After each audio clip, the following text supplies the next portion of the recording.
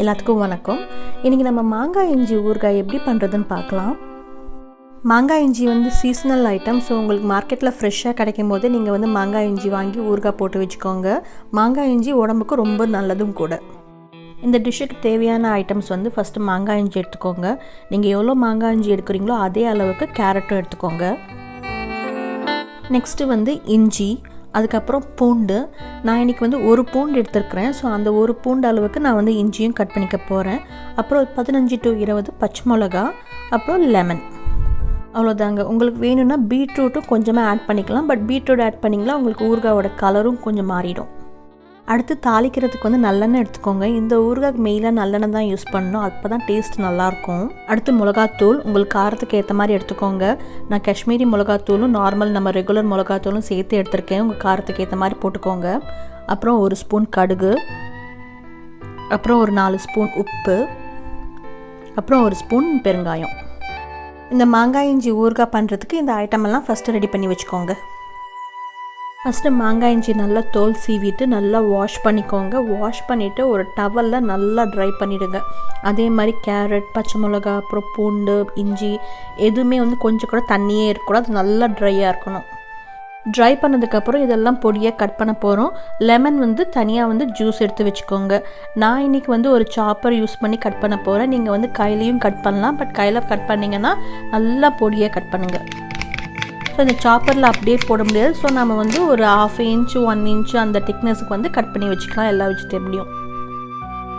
Okay, இப்போ ready ஆகிடுச்சு. இப்போ நம்ம சாப்பரில் எல்லா வெஜிடபிள்ஸும் போட்டு சாப் பண்ணிடலாம்.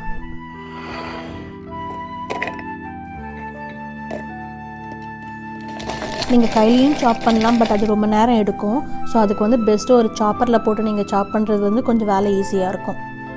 நீங்கள் எலக்ட்ரிக் சாப்பரும் யூஸ் பண்ணலாம். பட் ஆனால் நீங்கள் பார்த்துக்கோங்க. ஏன்னா சில எலக்ட்ரிக் சாப்பர் கிரைண்ட் பண்ணுற மாதிரி ஆகிடும், கொஞ்சம் தண்ணி விட்ட மாதிரி ஆகிடும். ஸோ அந்த மாதிரி இருக்கக்கூடாது. இது சாப் பண்ணால் நல்லா தனித்தனி ஃபைன் பீசஸாக இருக்கணும். இல்லைன்னா ஊறுகாய் சீக்கிரம் கெட்டு போயிடும்.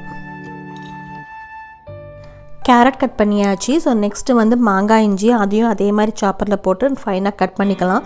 ஸோ மாங்காய் இஞ்சி கட் பண்ணதுக்கப்புறம் நெக்ஸ்ட்டு பூண்டு, பச்சை மிளகாய், இஞ்சி எல்லாமே போட்டு சாப்பரில் ஃபைனாக கட் பண்ணிக்கலாம்.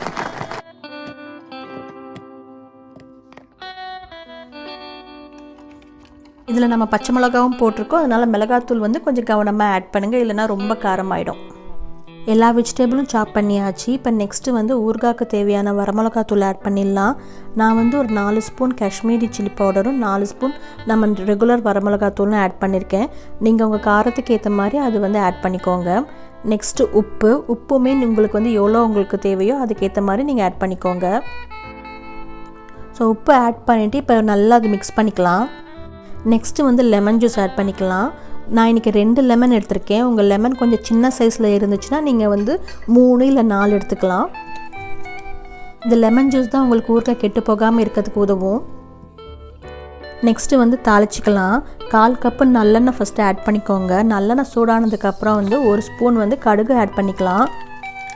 கடுகு நல்லா பொரிஞ்சதுக்கப்புறம் 1 ஸ்பூன் பெருங்காயம் ஆட் பண்ணிக்கலாம்.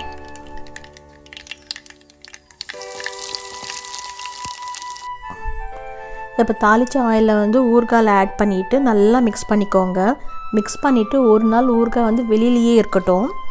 நீங்கள் நெக்ஸ்ட் டே டேஸ்ட் பண்ணி பாருங்கள். உங்களுக்கு காரம், உப்பு, புளிப்புலாம் கம்மியாக இருந்துச்சுன்னா நீங்கள் அதுக்கேற்ற மாதிரி நீங்கள் உங்களுக்கு தேவையான அளவு நீங்கள் ஆட் பண்ணிக்கோங்க.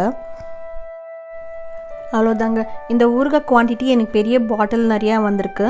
ஸோ நீங்கள் நல்லா ஒரு ஏர்டைட் பாட்டிலில் போட்டு நீங்கள் ஃப்ரிட்ஜில் வச்சுட்டிங்கன்னா ஒரு 3 to 5 months வரைக்கும் உங்களுக்கு கெட்டு போகாமல் நல்லாயிருக்கும். நீங்கள் ஊறுகாய் யூஸ் பண்ணும்போது எப்போயுமே ட்ரை ஸ்பூன் போடுங்க. இல்லைன்னா ஊறுகாய் சீக்கிரம் கெட்டு போயிடும். இந்த வீடியோ உங்களுக்கு பிடிச்சிருக்குன்னு நினைக்கிறேன். உங்களுக்கு வீடியோ பிடிச்சிருந்தால் லைக் பண்ணி மறக்காமல் சப்ஸ்கிரைப் பண்ணுங்கள். வாங்க நம்ம இன்னொரு வீடியோவில் பார்க்கலாம்.